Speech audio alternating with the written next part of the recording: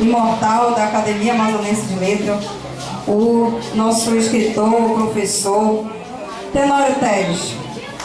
Boa noite, seja bem-vindo. Muito obrigada por ter aceito o nosso convite.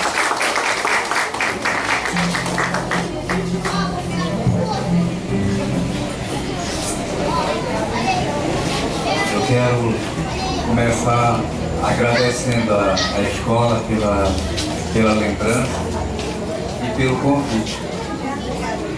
E parabenizar os professores por esta iniciativa.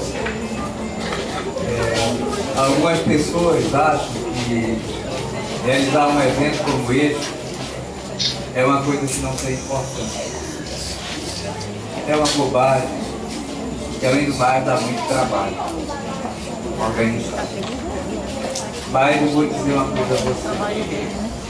Eventos como este, eles são na verdade grandes oportunidades para que as pessoas possam exercitar os seus talentos,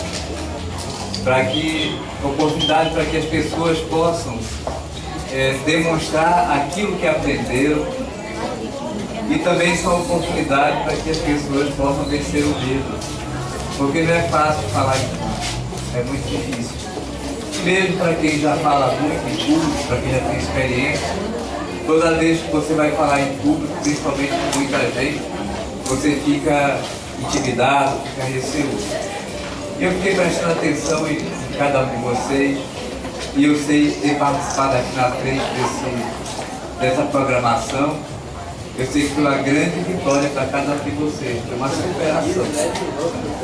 E nas próximas, vocês vão ter um desempenho ainda melhor, porque já vão aprender a controlar o medo, a controlar a insegurança, e vocês vão estar bem mais à vontade. Então, esses eventos são muito importantes na vida da escola, muito importantes. Vocês devem continuar com essa atividade, como falou a colega. Já parece que uma tradição aqui na vida da escola realizar esses eventos. Mas eu gostaria de chamar o Sr. Raimundo para ficar perto de mim. Vem para cá.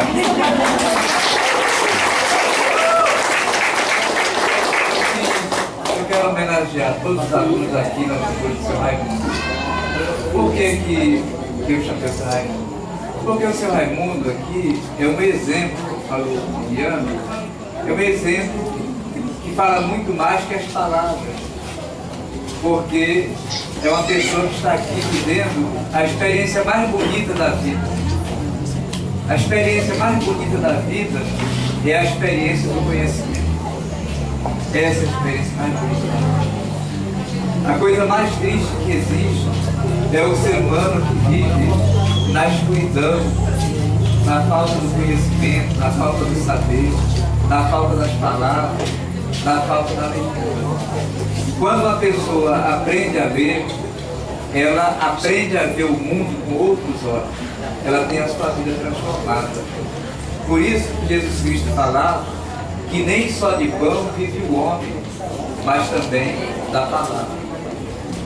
O maior crime que se comete contra uma sociedade, contra um povo, contra uma pessoa, é privá-la da possibilidade da aprendizagem, do conhecimento, da sabedoria, da leitura, do acesso aos livros.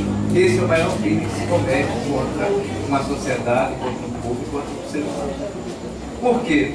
Porque quando uma pessoa aprende a ler, quando uma pessoa adquire o conhecimento, ela aprende a pensar, ela adquire a compreensão da realidade, e ela conquista algo que é fundamental na sua vida e na vida da sociedade, que é a cidadania. Ele deixa de ser um sujeito passivo para se tornar um sujeito que é protagonista, que questiona, que sabe que não tem só deveres, que aprende também tem direitos, e passa a lutar por esses direitos. É por isso que no nosso país a educação secularmente foi muito negligenciada. Por quê? Manter as pessoas na ignorância é uma forma de mantê-las sob controle. É uma forma de ter ali um monte de gente que vai apenas concordar e endossar as coisas que são feitas. Então, a luta pela educação, a luta pelo conhecimento, é uma luta fundamental da sociedade. Nós precisamos trabalhar para que no futuro nós possamos ter uma sociedade de homens e mulheres esclarecidos. Porque um grande problema para a sociedade é ter pessoas que não têm conhecimento, que não têm informações, pessoas ignorantes, e principalmente a figura do analfabeto político. E é aquele sujeito que diz assim, não tem nada a ver com a sociedade, quero cuidar toda a vida. Esse é um sujeito muito egoísta, que não compreende o seu papel na sociedade. Agora, essa posição é fruto de quê? Da desinformação. Porque uma pessoa, quando se informa, ela sabe que ela é parte da sociedade, que ela tem responsabilidade. Então, não é se excluindo que ela vai ajudar, mas é participando. E eu quero dizer a vocês que esses eventos eles são muito importantes por isso. Porque são momentos de socialização do conhecimento, são momentos de encontro, de trocas, de aprendizado. E eu fiquei muito contente de ver aqui o Sr. Raimundo dizendo um poema. Eu vou finalizar dizendo por que eu fiquei muito emocionado. Eu sou filho de trabalhadores. Eu sou filho de camponeses. Eu nasci na beira do rio Purus e fui criado na beira do rio Solimões. A minha mãe, meus avós, meus tios, todos eram plantadores de juta. Plantavam juta. Eu mesmo, com 5 anos de idade, Sr. Raimundo, eu cortei juta, eu sei cortar juta. Eu cortei juta, eu carreguei pequenos fardos e eu lavei juta lá na beira do rio Solimões. Mas aconteceu lá na beira daquele rio um milagre na minha vida que eu vou contar aqui para vocês hoje. Lá nessa localidade onde eu morava, chamada Costa do Cavaliano, perto de Manacapuru, em frente ali do Marrecão, moravam várias famílias. Entre essas famílias, as famílias dos meus avós, minha mãe, meus filhos. Lá não tinha escola. Entendeu? Lá não tinha escola, naquela época. Se hoje no interior ainda é difícil a vida, imagina 49 anos. Não tinha escola, não tinha nada. Quando a gente adoecia lá, curava as doenças lá com rezo, bezerrura, da dona Maria Joaquina, que dizia na gente, e milagrosamente ficava bem, do mal olhado, de gripado, muito bem. Só que só tinha lá nesse lugar, só tinha uma pessoa que sabia ler. Olha que coisa estranha. Mais de 300 pessoas naquela localidade, naquela comunidade, e apenas uma pessoa sabia ler. Olhem bem, é importante. Naquele interior, que só tinha aquela pessoa que sabia ler, ele era o líder. Ele que era o líder, porque ele era o único que sabia ler, que sabia falar, que sabia questionar. Por que eu estou contando isso? Para mostrar como o conhecimento é importante. Ele que sabia um pouquinho assim, já se destacava dos outros. Por que ele se destacava? Porque ele sabia ler. Vocês sabem o que esse homem fez? Esse homem, com pena daquele monte de crianças, mais de uns 30 crianças, entre elas eu estava, ele decidiu, de manhã, não ir para a roça dele. Tinha lá uma sala, do salão de festas, lá do centro social, da faculdade, tinha uma sala grande assim, com os bancos compridos. Esse homem, de manhã, sacrificava o trabalho dele na roça dele. Reunia aquele bando de meninos para ensinar o ABC. Não sei se vocês se lembram que antigamente um ABCzinho pequenininho, tinha uma professora na capa, com a calcinha, uma saiazinha preta e uma blusinha marrom. Eu aprendi a ler naquele ABCzinho, naquele método de antigamente, beabá, belbó, do CH, Chalfó, não sei o que lá. Então, foi nesse método que eu aprendi a ler. E eu me lembro até hoje do dia que eu aprendi a ler. Era uma manhã, porque ele ia ensinando, a gente juntava letrinha com letrinha para formar as sílabas. E depois, no método dele, ele ensinava a juntar as sílabas para formar as palavras.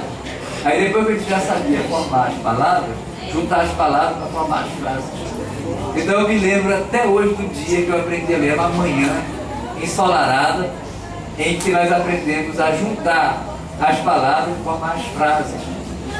E eu me lembro que nós saímos da escola gritando pelo caminho as palavras que nós tínhamos aprendido a juntar e a formar as frases.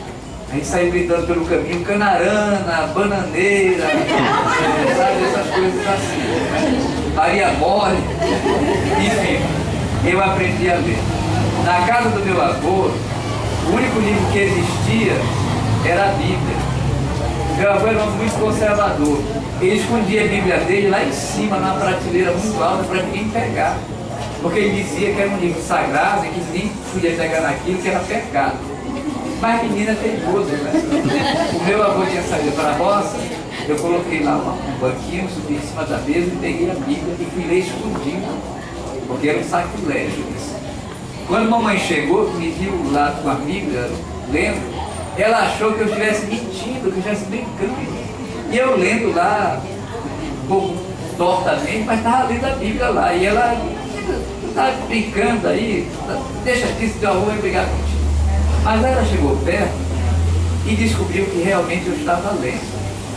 Mamãe era analfabeta. E ela me disse as seguintes palavras que até hoje ecoam na minha vida. Ela disse assim, ela ficou muito emocionada, disse, meu filho, você está lendo. No final do Fábrica, que é o final da produção, eu vou pegar aqui meu dinheiro, que eu trabalho com o seu avô, eu vou para Manaus arranjar um emprego e venho lhe buscar para você estudar, porque eu quero que você seja alguém na vida. Todo pobre quer.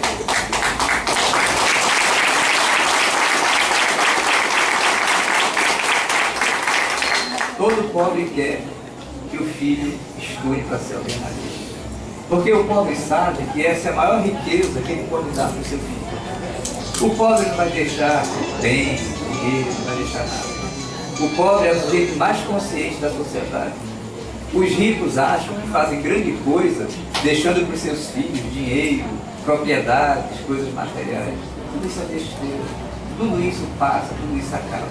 Como fala o Bibiano, pode tirar das pessoas. Agora o conhecimento, aquilo que você adquire, ninguém nunca tira de você. Você morre e você leva tudo aquilo que você acumulou de conhecimento e sabedoria. De modo que a maior riqueza que os pais podem deixar para os seus filhos é a riqueza do conhecimento, é a riqueza da sabedoria. E mamãe, depois de um ano, já me deixou sozinho lá. Eu achei até que ela já tinha desistido de mim. Depois de um ano ela voltou para me buscar e me trouxe para mim. E aqui eu tive a oportunidade de estudar, porque lá no interior não tinha escola. Muito bem. Foi por causa dessa iniciativa da minha mãe que me trouxe para cá, para que eu pudesse ser alguém na vida. Foi por causa disso que eu tive essa felicidade de poder frequentar uma escola, estudei de escola pública também. Mamãe era operária de roceira, veio ser operária aqui no distrito, numa fábrica de cigarro na época. Então foi por causa desse gesto da minha mãe que eu estou aqui hoje com vocês. Sem a minha mãe, eu não seria nada na vida. E sem a escola, sem a educação, eu estaria ainda hoje lá na beira do rio, no cabo da enxada, do Tessado, como estão os meus primos que ficaram. E todas aquelas crianças que frequentaram a pequena escola do meu tio, de todas aquelas crianças, fui sobrevivente.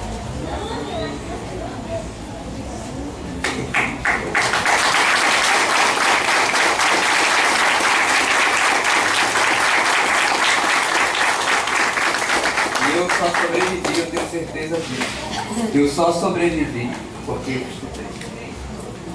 Então eu quero dizer aqui a vocês, estou muito contente de ver vocês aqui lutando para aprender, porque nunca é tarde para aprender.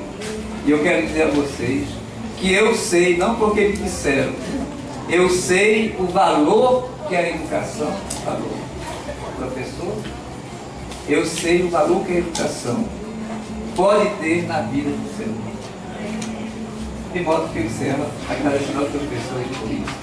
E muito contente de ter vocês aqui dizendo poesia. Com 18 anos, aí chega a construir família, aí não tive mais condição de conseguir 45 anos.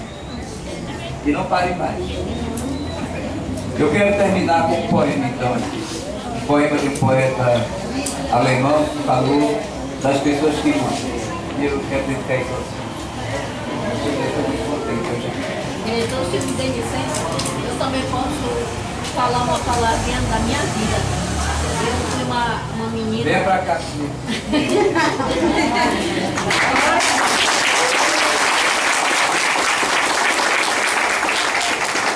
Pois é, então eu também fui uma menina assim, a minha mãe e meu pai fui deixada da minha mãe, né? E aí eu fiquei com a minha mãe. O meu pai, ele era soldado, depois ele construiu para a família, né? Aí a gente ficou pequena, a gente era tudo pequeno, era 13 irmãos. A mamãe tomou conta de nós. Nós ficamos lá junto com ela, depois eu já estava atrás, estava desse tamanho assim. Aí a minha mãe levou a gente para aula, né? Ela remava o dia todinho, remando na canoa para deixar lá para baixo, onde a gente morava para cima, a escola.